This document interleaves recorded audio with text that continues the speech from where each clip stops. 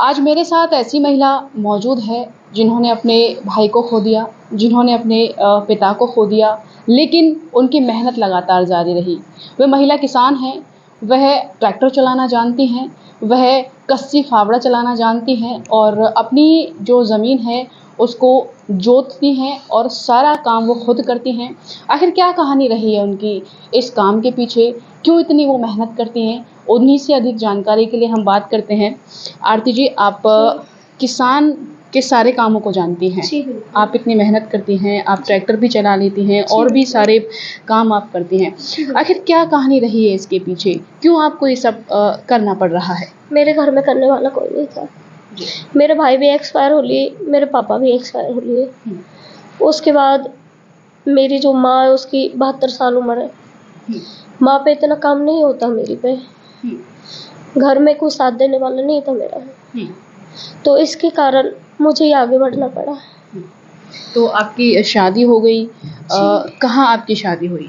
राजस्थान में हुई है। तो फिर उन्होंने ऑब्जेक्शन नहीं उठाया आपके हस्बैंड ने कि मतलब आप यहाँ रहो या फिर वहाँ जाके काम करो? क्या वो उनका सपोर्ट पूरा मिल रहा है आपको? हाँ, पति का तो और सास का पूरा था। मतलब जो ससुर था वो थोड़ा सा गुस्से में रहता था। दोनों का सपोर्ट पूरा था मेरे को। तो आरती जी, जो आप ट्रैक्टर चलाना, खेत को आप जोतते हो, आप मंडी में भी आप कल जो धान वगैरह आप वो करके आए हो, तो ये कहाँ से शुरू हुई थी आपकी ये ज़िंदगी? कहाँ से बदली? ये जब मेरे भाई एक्सपायर हो गए तब से पापा करते थे, पर इतना नहीं।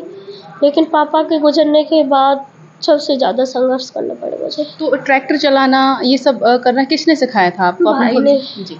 जी, मेरे भाई ने सिखाया। मरने से 4 साल पहले सिखा के गई थी मुझे। हाँ, तो उसी ने सिखाया। बोलता था ट्रैक्टर चला, मतलब बहुत ज़्यादा लाड करता था मेरे को, बहुत ज़्यादा प्यार करता था।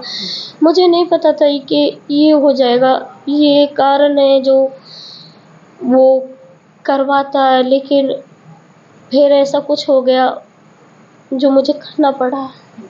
ना चाहते भी करना पड़ा मुझे वो। तो कितनी ज़मीन है आप जिस पर आप मेहनत करती हैं और कितने एकड़ ज़मीन है? जिस पे मैं मेहनत करती हूँ वो तो सिर्फ 2.5 किला, लेकिन 5.5 किला जो मेरे घर वाले और मेरी बुआ जी है, जो खास मेरी बुआ जी है, जो उन लोगों ने अवैध अपना लड़का भी यहाँ पे बसा रखा है उसने, और लड़के को ज़मीन दिला रखी है, लड़का यहीं छोड़ रखा है और काका ताऊ उनको दे रखा है। वो ही करते हैं और इस पे भी ऑब्जेक्शन उठाते हैं। जिस पे मैं करती हूँ इस पे भी ऑब्जेक्शन उठाते हैं। तो एक ग्रामीण क्षेत्र में जब आपकी शादी हो गई, आप ससुराल चले गए, फिर वापस यहाँ अपने मायके आकर ये काम कर रहे हो, क्या समाज ने अपना लिया आपको? क्या समाज की तरफ से पूरा सपोर्ट था, पारिवारिक सपोर्ट पूरा था? नहीं, नहीं, परिवार मेरा आज भी खिलाफ है। मेरे को गाली देते हैं घर में आके, मेरी मम्मी को मार के जाते हैं। किसी समाज ने नहीं अपनाया, किसी ने भी। किसी का सपोर्ट नहीं मिला मुझे गाँव में से, किसी का भी। सबने गलत ही नज़रिए से देखा। यहाँ तक मेरे काका ताऊ है ना, वो भी गलत ही नज़रिए से देखते हैं मुझे। क्या आरोप लगाते हैं? आरोप क्या सर मैडम, मतलब वो, अगर मैं आपको बताऊं खुल के, तो यो कहते हैं ना, एक चाचा ताऊ पे तभी एक बेटी का विश्वास उठ जाएगा। वही कंडीशन है लोगों की। तो कैसे आप मतलब उस चीज़ से बाहर निकली? आप फिर भी उनकी सुनती रहीं और अपना काम भी आगे करते रहीं कि उस चीज़ का असर नहीं पड़ा आप पर? असर पड़ता था, लेकिन जो 2 बच्चे हैं भाई के, इनके कारण सिर्फ, वैसे मेरे को ये था कि 2 बच्चे बस आने गाँव में, ये इनका कुछ नहीं है। लोग बोलते हैं मतलब ये यूँ ही उग्रवादी बनेंगे, ये चोरी चकारी करते डोलेंगे, ज़मीन जाते, मतलब इतना आरोप लग चुका मेरे पे कि जो ये ज़मीन है ना, ये लड़की बेच के ले जाएगी। लेकिन मैंने अपने बाप की इतनी सी भी चीज़ नहीं तो इधर होने दी, नहीं उधर होने दी। मेरे बच्चे जिस दिन आएंगे उस दिन वो संभालेंगे। उन बच्चे के खातिर मुझे सारा करना पड़ा। मैंने मतलब कि एक रोड पे थे वो बच्चे दोनों, मैं आखिर में उसकी बुआ थी। बुआ का दर्जा एक बहुत बड़ा होता है, समझे तो उन बच्चों के खातिर मैंने सब कुछ त्याग दिया।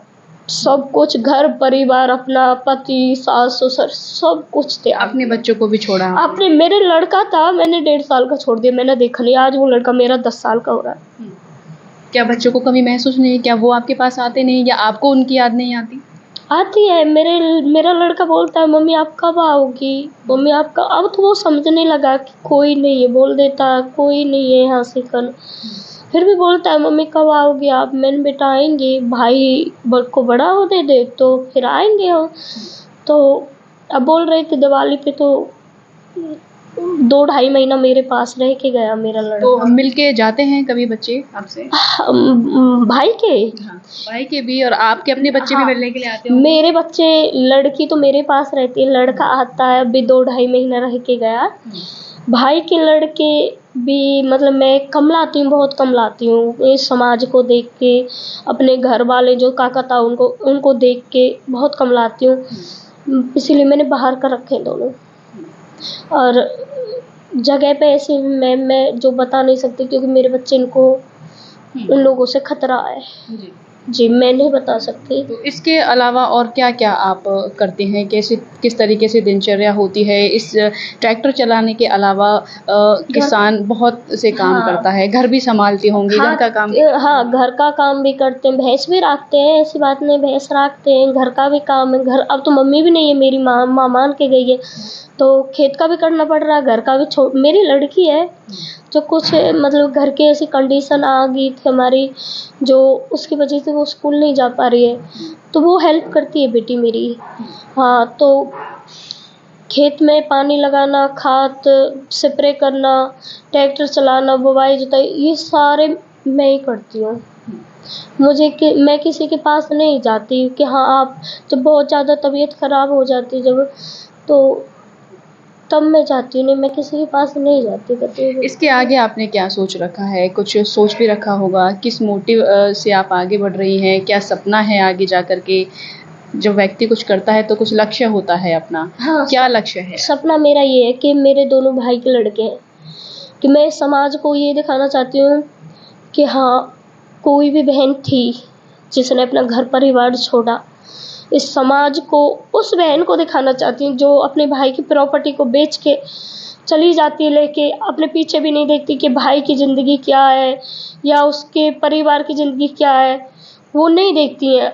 आखिर में उसके, वो भी ससुराल जाती है, उसके भी, अगर उसकी ननद ये काम करे तो उसे कैसा लगेगा। तो मैं वह समाज को यही बताना चाहती हूँ, किसी का भी भाई एक्सपायर हो जाए, कुछ भी हो जाए, अगर वो अनाथ बच्चे छोड़ के जाए, तो प्लीज़ उन बच्चों, उनकी प्रॉपर्टी को कोई भी वो मत करो, संभाल के रखो, बच्चे इनको पढ़ाओ लिखाओ, आपकी जिम्मेदारी है, आपका ही वंश है, वो आपका ही खून है। आप तो ब्याह के जाती है किसी और घर में, लेकिन बस अपने खून को पीछे छोड़ के जाती है। आप अपने भाई के लड़के इनको, या अपने लड़के इनको शिक्षा गलत मत दो, पालन पोषण करो बच्चे इनकी, जो अनाथ बच्चे, अगर मैं नहीं करती ये बच्चे कहाँ जाते थे, तो मेरे ही कहीं चोरी करते या कुछ भी करते, कोई भी यही बोलता आपका भाई का लड़का वो काम कर रहा, लेकिन नहीं, मैंने ऐसा कुछ भी ना, बस मैं ये चाहती हूँ इस समाज को दिखाना, जिस दिन मेरे बच्चे आ जाएंगे वो समाज खुद देखेगा हाँ ये बच्चे क्या थे और क्या बन के आए। उन महिलाओं से आप क्या कहना चाहेंगी जो अभी भी ऐसी ही परिस्थितियों से गुज़र रही हैं, जिन्हें समाज का सपोर्ट नहीं मिलता, जिन्हें परिवार का सपोर्ट नहीं मिलता, जो अपने आप ही अपने हौसले को बुलंद करती हैं और आगे तक पहुंच जाती हैं, अपनी लाइफ में सक्सेस हो जाती हैं, उन महिलाओं का हौसला किस तरह बढ़ाएंगी आप? क्योंकि आप बहुत आगे बढ़ चुकी हैं, अपने हौसले को बहुत मजबूत कर चुकी हैं आप। मैं बस यही कहूँगी, किसी पे दूसरे पे डिपेंड मत रहो, अपने पैरों पे ठाड़े होगे ना तो सब कुछ है। दूसरे के पैरों पे ठाड़े होना कभी धोखा दे सकता है इंसान।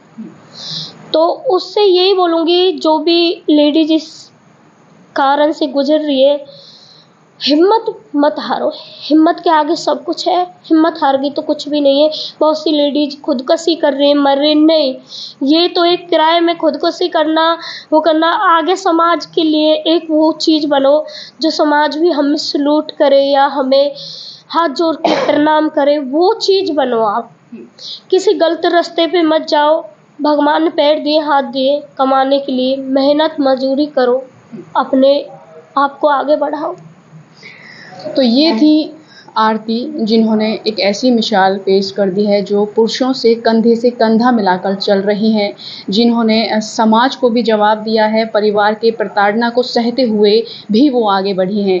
वो सारी किसानी जानती हैं, हर तरीके से मेहनत कर रही हैं और अपना ससुराल भी सँभाल रही हैं और अपने मायके में भी सब कुछ वही सँभाल रही हैं।